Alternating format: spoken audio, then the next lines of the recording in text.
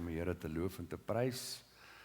Weet nie wie van julle was laasweek hier gewees nie. Ek het gepraat oor laasweek oor is die Here eerste in jou lewe.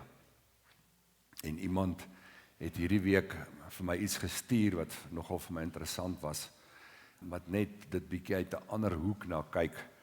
En basies waarop het neergekom het, en ek wil dit sommer hierso teken, is dat ek dink as ons kan sê dit is jy, en dan sê ons dis die Here. Die Here moet sentraal in jou lewe wees. En dan is dit jou vrou en jou kinders en jou werk, en jou finansies, en jou stokperdjies, en so kan 'n mens insit wat jy wil. Maar die belangrike ding is die Here sentraal in jou lewe. En vanuit dit uit het ek toe nou 'n bietjie verder gedink, toe die Here nou iets anders ter op my hart gelê, wat ek vanoggend oor moet preek. En ek wil vanoggend begin met 'n vraag, deur die volgende te vra. Wat is wat sou julle sê is die enkele ding waarin ons as Christene die meeste ongehoorsaam is? Wat sou jy sê in jou lewe? Wat is daai area waarin jy die meeste ongehoorsaam is? Maar ek wil hê jy moet oopmaak by Spreuke 3. En ek dink dit is vir my die belangrikste vers wat daar is in die Bybel, waarin ek, miskien kan ek sê ons, dit baie keer naalaat om gehoorsaam te wees in dit wat die Here hier vir my en vir jou wil sê. As jy by Spreuke 3, is net na Psalms. Hoor wat sê vers 5. Hy sê, vertrou op die Here met jou hele hart en steun nie op jou eie insig nie. Toe Loot nou vanoggend hierso staan en hy begin praat en hy sê, hy het iets gepraat oor vertroue, toe sien ek, ag nee, daar gaan Loot alweer met my preek. Dit was my so great. Ek wil dit hierso skryf, vertrou op die Here met jou hele hart en steun nie op jou eie insig nie. En dan sê hy in vers 6, hy sê, ken hom in al jou weë, dan sal hy jou paaie gelyk maak. Hierdie is nogal 'n kwaai vers. Hy sê, vertrou op die Here, dan sê hy met jou hele hart, en dan sê hy, steun nie op jou eie insig nie. Dan sê hy, ken hom in sommige, in al jou weë. Ken hom in al jou weë. Nou baie Christene sal sê, ek sukkel nie om die Here te vertrou nie. Dis ook nie dat ek worry nie. Want ek meen, vertrou, worry. Hoekom worry ons? Hulle sal vir jou sê, weet jy wat, ek is net bietjie besorgd oor 'n saak. Jy weet, om te sê ek is besorgd oor 'n saak, klink daarom beter as om te sê, weet jy wat, ek worry. Besorgd klink vreeslik geestelik. Vertrou op die Here. Vertrou op die Here. Vertrou op die Here. Met jou hele hart. Steun nie op jou eie insig nie. Ken hom in al jou weë. Hierdie is vir my nogal baie challenging. En as dan nou agterkom hoekom ek so sê. So miskien is daar iets in jou denke, terwyl ek hierso praat, wat dadelik opkom in jou hart oor waar jy worry. En die Here sê, hoekom worry jy? Hy sê, vertrou op die Here. Jy sien, worry is 'n teenoorgestelde pool van vertroue. Miskien sit jy hierso vanoggend, jy's 'n matrikulant, dan lê eksamen vir jou voor, jy's ge-worry daaroor. Miskien moet jy 'n belangrike besluit neem in jou lewe en jy weet nie of dit die regte besluit is nie. Wat gaan die uitvloeisel van hierdie besluit wees? Miskien sit jy hier as ouer en jy's bekommerd oor jou kind, omdat jy kan sien dat jou kind nie op die regte pad loop nie. Miskien is jy op 'n plek waar jy hierso sit en sê, weet jy wat, ek is bekommerd oor my huwelik. Hierdie huwelik van my, het voel vir my of ek op 'n stormagtige see is. Het voel vir my asof ons 1 tree vorentoe gee en 2 tree agtertoe gee. Miskien is dit jou finansies. Jy spartel om kop bo water te kry, en as jou kop bo water is, dan voel daar asof iets jou weer aftrek. Pryse gaan op. Goeders word duurder. En jy's op 'n plek waar jy worry. Nou, Gary Kieswetter het altyd gesê, you can only minister to the level of your experience. Nou, dis nie heeltemal waar nie. Want dan maak ons staat op ons experience en nie op die Heilige Gees nie. Maar in hierdie geval, I can minister to the level of my experience. Want ek het al baie geworry in my lewe. En ek worry nog steeds baie keer. En ek weet nie wie van julle nie, maar ek het op 'n stadium in my lewe so geworry, as jy in die bed klim 10 uur, 12 uur, dan staan jy op, dan stryk jy daai laken reguit. Want ek meen, jy het hom gerol uit hy soos 'n leislang in die bed is. Dan stryk jy hom reguit en dan slaap jy weer, en 2 uur is daar 'n nuwe slang in die bed. Dan staan jy weer op en dan stryk jy hom weer.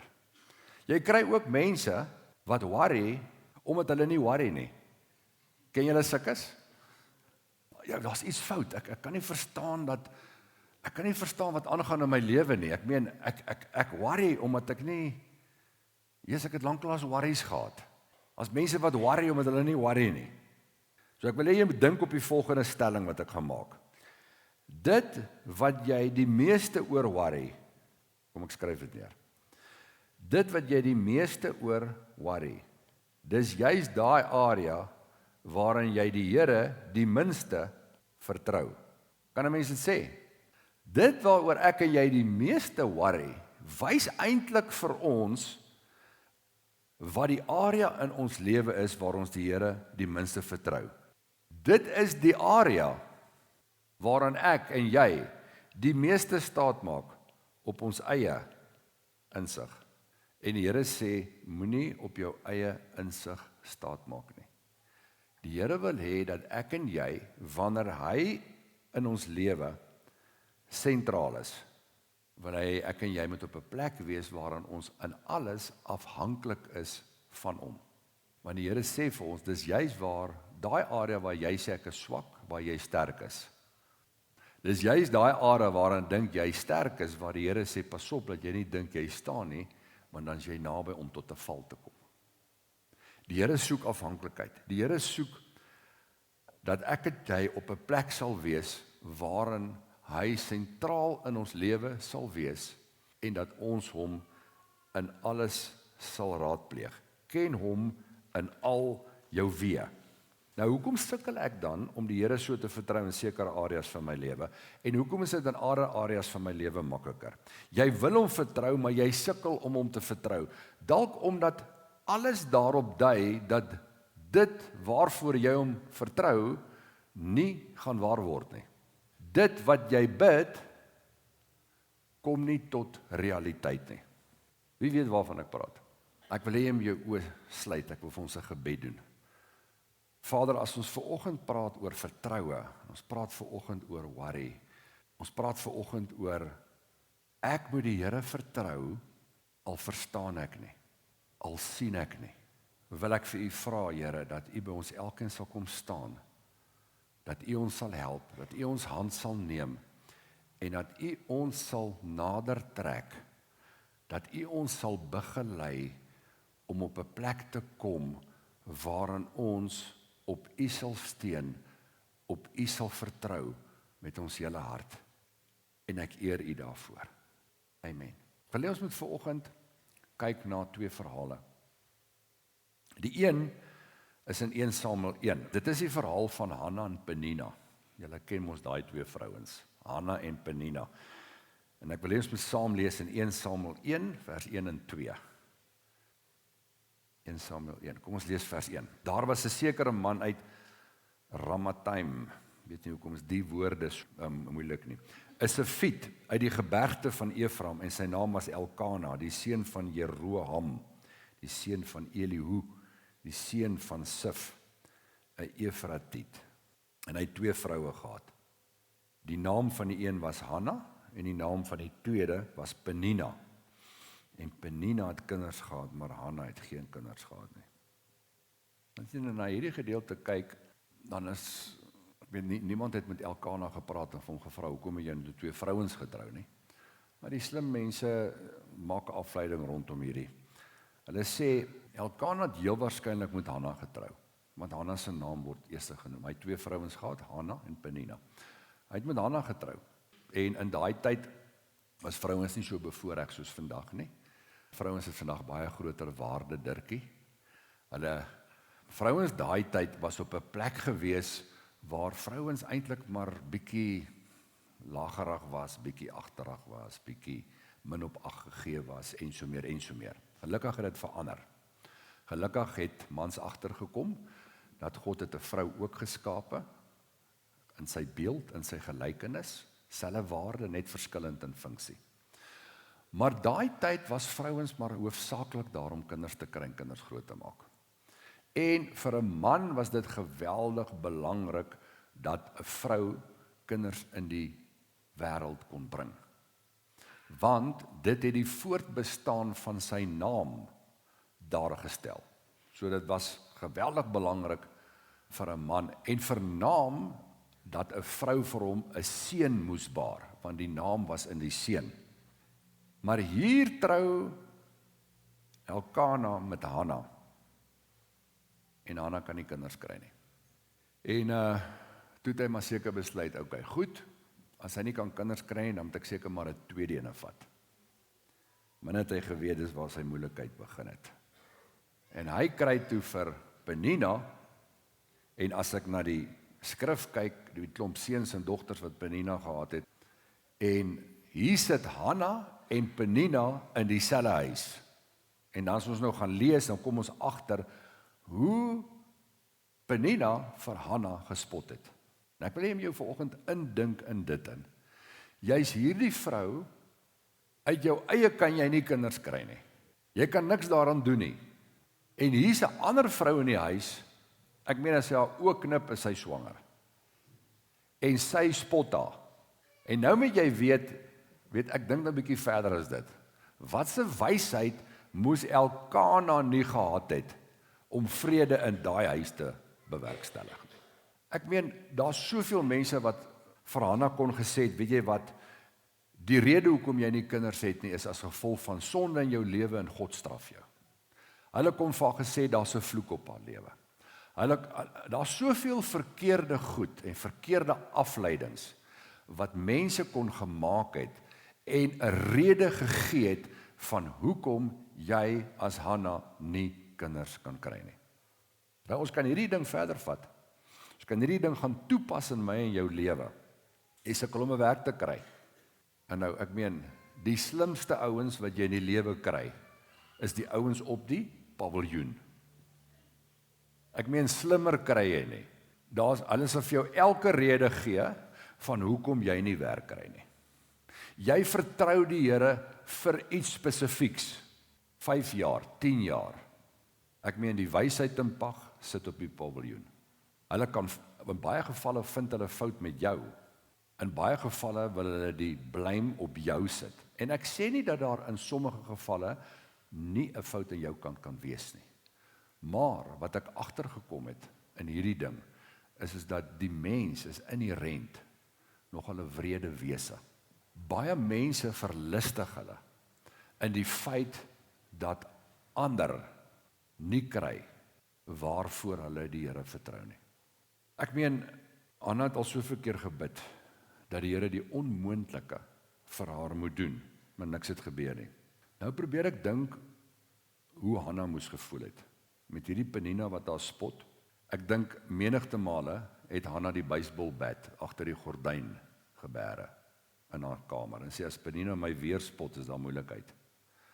Ek weet nie of sy 'n grudge teen Penina gehad het nie. Miskien het sy op 'n plek gekom waar sy in haar lewe gesê het, weet jy wat, ek bevraagteken die Here of hy regtig waar lief is vir my. Ek is op 'n plek in my lewe wat ek wonder, gee God regtig waar om vir my? Miskien was sy op 'n plek gewees waar sy gesê het, bestaan die Here ooit? Ek meen, ek bid en ek bid en ek bid en ek bid en daar gebeur niks. Miskien het sy haarself afgevra, is dit ooit die moeite werd om nog verder te bid? Is dit die moeite werd? Ek meen, ek bid en niks gebeur nie. Kom ons lees vers 3. En die man Elkana het van jaar tot jaar opgegaan uit sy stad om te aanbid en aan die Here van die leerskare te offer in Silo, waar die 2 seuns van Eli, Hofni en Finehas, priesters van die Here was. En op 'n dag het Elkana geoffer aan sy vrou Penina en al haar seuns en haar dogters dele van die offervleis gegee. Ek meen, daar was hoope van hulle. Maar aan Hanna het hy 'n dubbel deel gegee, want hy het Hanna liefgehad. Maar die Here het haar moederskoot toegesluit. En haar mededingsters het haar ook bitterlik geterg. Dit is nou Penina, om haar te vertoren in Afrikaans, sodat sy kwaad word, omdat die Here haar moederskoot toegesluit het. So het hy gedoen van jaar tot jaar, telkens as hy opgaan in die huis van die Here. So het sy haar geterg, dat sy geween het en nie wou eet nie. Ek meen, hier kom Elkana met Hanna en Penina kerk toe. Op pad kerk toe is daar 'n geterg. Jy gaan nou kerk toe, jy gaan nou offer, jy gaan nou tot die Here bid. Maar weet jy wat, jy was laas jaar ook hier, daar het niks gebeur nie. Die jaar voor dit was jy ook hier, daar het niks gebeur nie. En die jaar voor dit was jy ook hier en daar het niks gebeur nie. En elke slag as jy hier weggaan, dan sê jy vir my as ons hier in die kar afry, kyk, watch it. Volgende jaar hierdie tyd kom ek hier met 'n baba in. Waar is jou baba? Pewe. Tog nie waar nie. Daar was 'n geterg gewees. Penina was baie breed. Hanna het aan die ander kant jaar na jaar opgegaan om te bid en vertrou. Volgende jaar is my jaar. Wie van julle het al gesê, hierdie jaar wat kom is my jaar? Hierdie jaar wat kom is my jaar. Party van julle sê dit nou al 10 jaar. Hierdie jaar wat kom is my jaar. En dan gaan die jaar verby, en dan as jy eerlik wil wees, dan moet jy besef, weet jy wat, niks het verander nie. Hier is my vraag, hoe het Hanna haar geloof bou? Hoe het Hanna haar geloof bou? Hoe het Hanna dit reg gekry om die Here nog steeds sentraal in haar lewe te sit? Want sy het alle rede gehad om God uit te skuif en op haar eie insig en haar eie krag en alles staat te maak.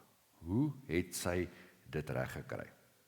Ten spyte van die bespotting, van die onbeantwoorde gebede, dit wat die mense gesê het, dit wat sy beleef het, dit wat sy ervaar het, ten spyte daarvan, het sy op 'n plek gekom waar sy vooraf, en dis 'n belangrike ding, vooraf, 'n besluit geneem het om die mentaliteit van 'n bulldog te hê. Weet julle wat is die mentaliteit van 'n bulldog? 'n Bulldog kan jou mos byt en dan haal hy asem, sy lippe maak uit so. Sy het gesê, weet jy wat, ek gaan aan die Here vasklou. Ek gaan vasbyt aan die Here en ek gaan nie moed opgee nie.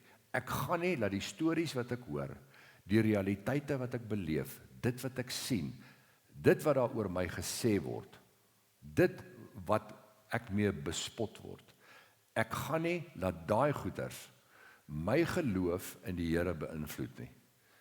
Want in my hart weet ek, hy is die gewer van lewe, en net hy kan vir my die begeerte van my hart waarmaak.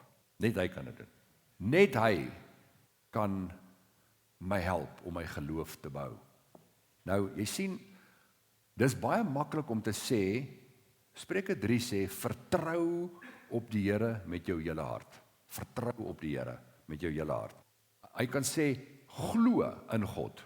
Nou ouens, vertroue in die Here groei net in tye van moeilikheid.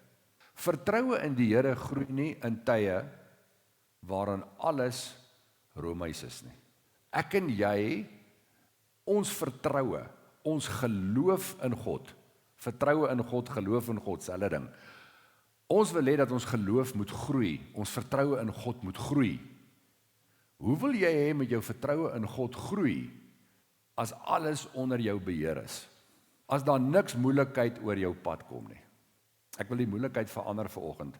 Ek wil vir jou sê, weet jy wat, jou vertroue en jou geloof in God groei wanneer daar uitdagings op jou pad is. Wanneer ek en jy na dieselfde ding kan kyk en sê, hierdie is nie moeilikheid nie, hierdie is 'n uitdaging. Hierdie ding gaan maak dat my vertroue, my geloof groei. Ek gaan aan die Here bly vashou. Ek en jy het nie nodig om aan die Here vas te hou wanneer dit net goed gaan in ons lewe nie. As ek sê ek en jy het nie nodig om vas te hou nie, dan sê ek, dit is ons as mense geaardheid. Ek en jy moet juis kan vashou aan die Here, wanneer dit ook goed gaan. Want ons is op 'n plek waar ons geneig is om te wil vashou aan die Here wanneer dit sleg gaan, maar wanneer dit goed gaan, skuif ons God een kant toe en hy's nie meer sentraal in ons lewe nie.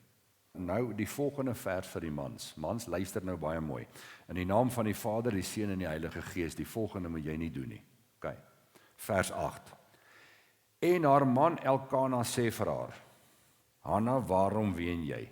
En waarom eet jy nie? En waarom is jou hart bedroef? Is ek vir jou nie beter as 10 seuns nie? Ek meen, Elkana sê vir Hanna, luister hierso, dis nou in my vertaling. Egbert 1 vers 8. Luister hierso. Hannaitjie, weet jy hoe bly moet jy wees dat jy my gekry het? I mean, ek is God's gift to you. Daar's geen man soos ek nie.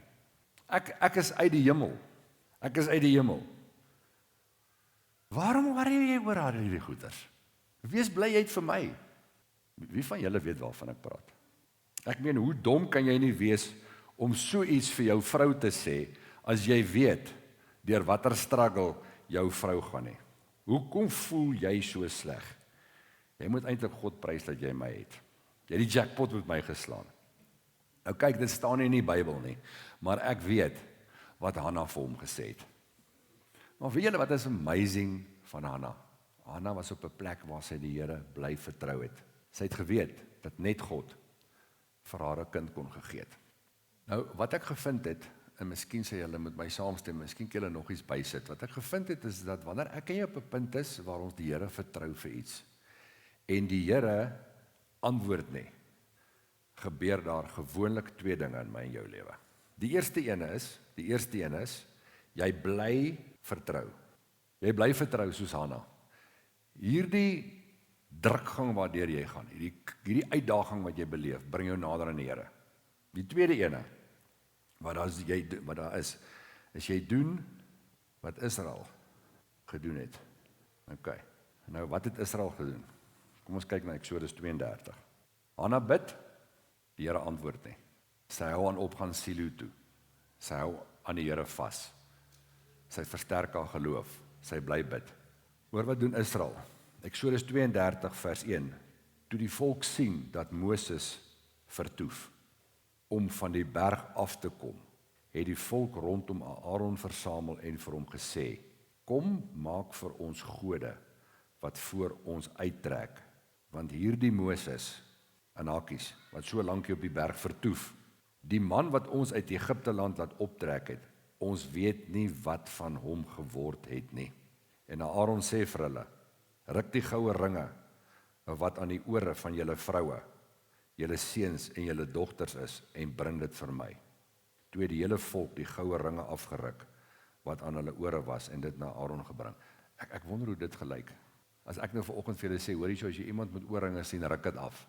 Vers 4, en hy het dit uit hulle hand geneem en dit met die buitel bewerk en daar 'n gegote kalf van gemaak. Daarop sê hulle: Dit is jou gode, o Israel, wat jou uit Egipte land laat optrek het. Ek meen 2 verse voor dit, sê hulle God het hulle uit Egipte land laat kom. Hier sê hulle, dis die gode wat hulle uit Egipte land laat kom het. Hoekom is Israel op hierdie plek? Want Moses het vertoef. Jy sien, daar's soms 'n baie kosbare ontdekking wat ek en jy nodig het om te maak binne die konteks van delay. Ek wil dit delay noem. Wat is delay in Afrikaans?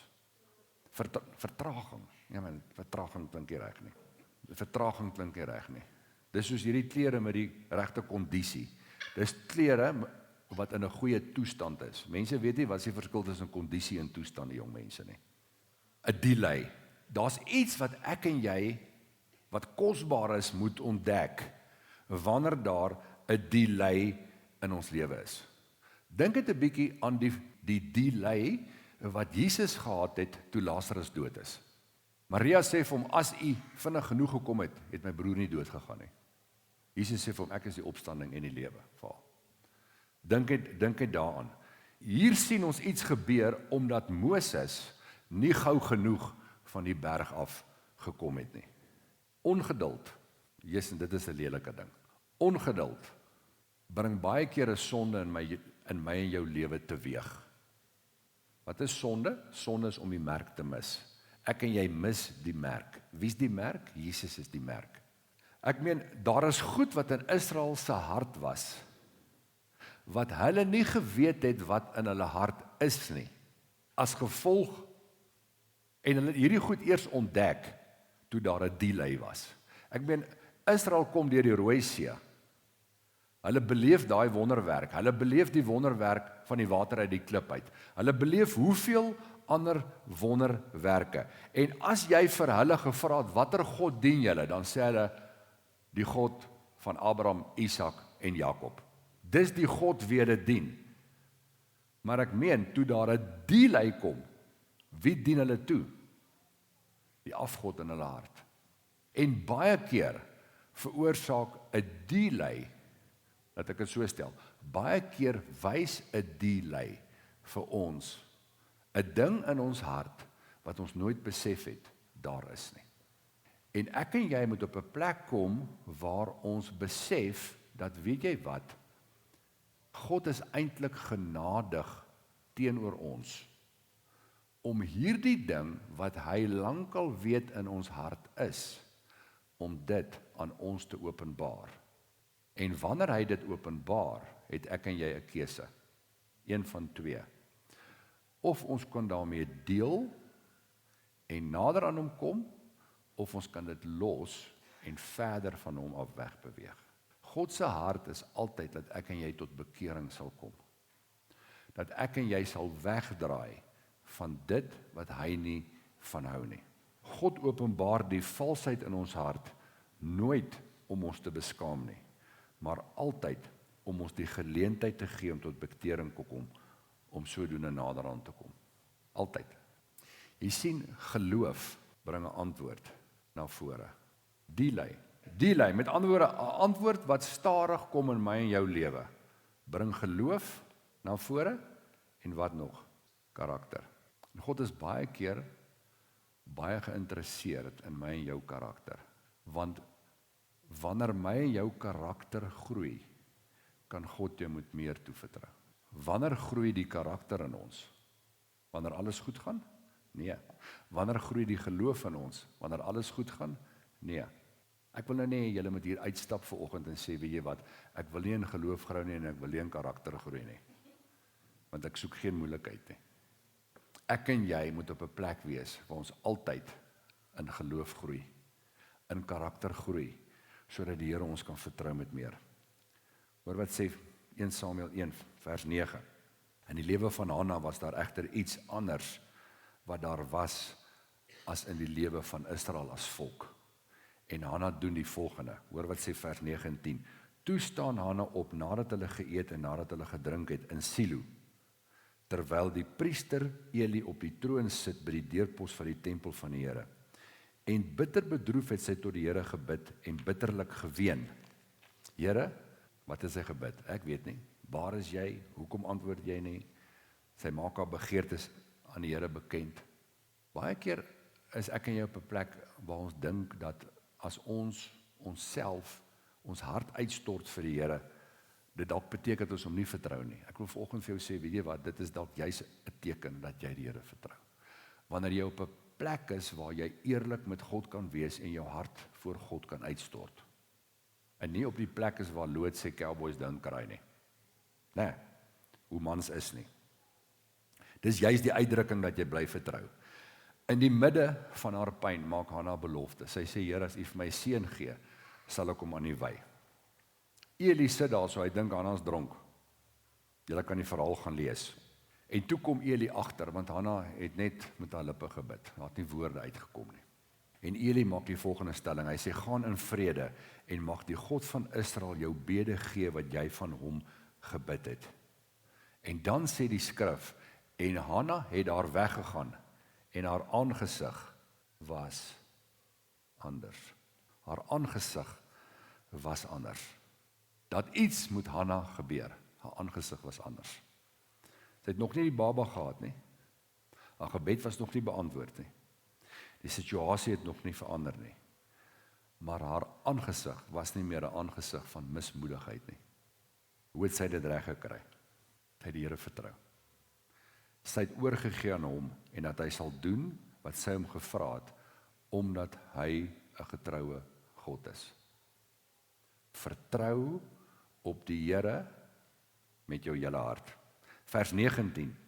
Toe het hulle die môre vroeg klaar gemaak en voor die aangesig van die Here, luister mooi, aanbid.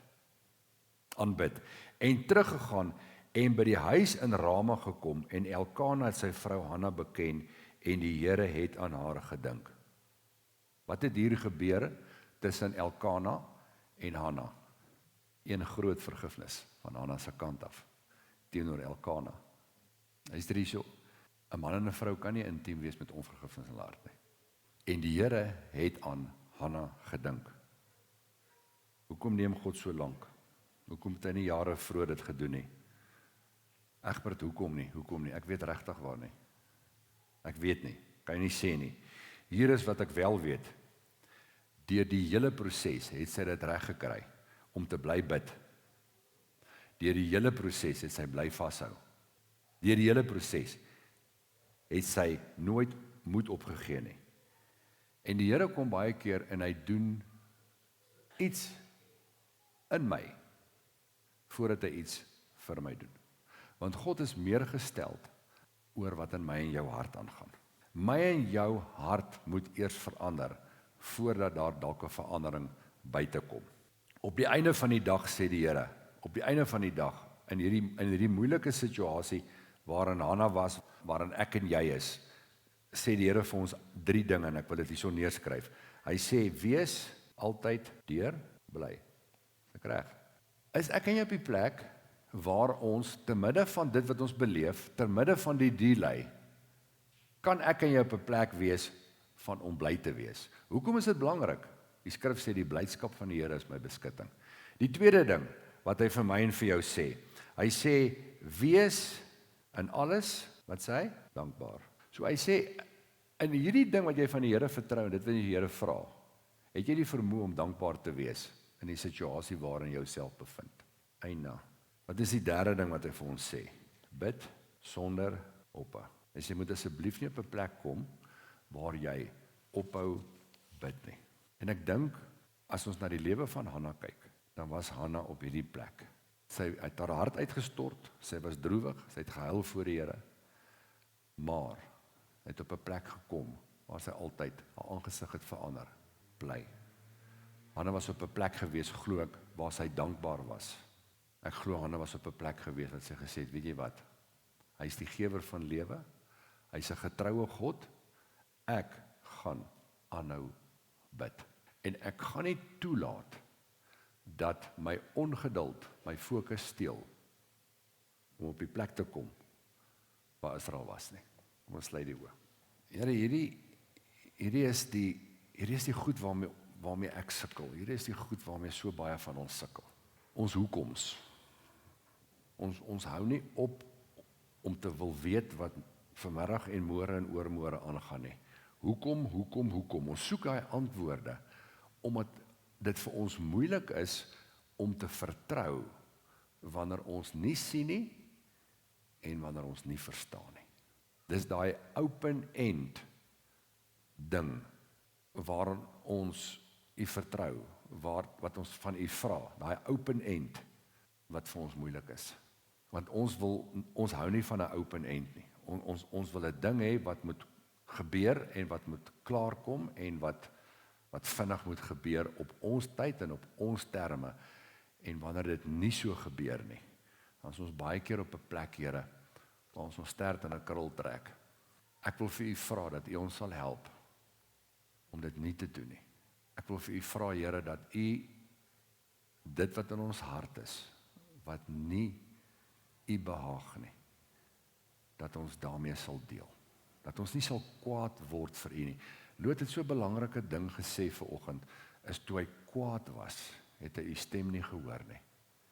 Dat ons op 'n plek sal wees waar ons nie kwaad raak vir u, omdat U nie na ons pype dans nie, maar dat ons op 'n plek sal wees waarin ons sal sê, Here, spreek met my want ek luister. Dat ons op 'n plek sal wees waar ons 'n onverdeelde hart op U sal hê, te midde van, maak nie saak wat gebeur nie. Dat ons op 'n plek sal wees waarin ons weet, omdat ons weet, dat U is getrou. En Here, dankie dat ek vanoggend kan bid, Here. Want ek weet dat U Gees met soveel van ons gespreek het. Ek weet dat die boodskap vir baie mense is. Here, ek wil vanoggend bid dat ons U sal bly aanbid. Want wanneer ons U aanbid, dan rig ons hart tot U. En dis wat U wil hê. En Here, dat U sal kom en dat U dit waarvoor ons U vertrou, Here, dat dit sal gebeur. Dat U ons gebede sal waarmaak. Maar in 'n tyd waarin ons genoeg karakter het, want anderster mag dit ons dalk vernietig. En Here, U wil nie hê dat ons vernietig moet word nie. Here, bou karakter in ons lewe. Versterk ons geloof. Help ons, Here, om altyd afhanklik te wees. Help ons om te bly vertrou. Help ons om voortdurend 'n verwagting te bly hê dat U 'n waarmaker is van U woord. En ek eer U daarvoor, Here. Vader, dankie dat ek hierdie gemeente kan seën, Here, met die nabyheid van die Gees. Dankie dat ek hierdie gemeente kan seën, Vader, met die vermoë om te hoor. En Vader, dankie dat U ons help om daders te wees van die woord. In Jesus naam. Amen.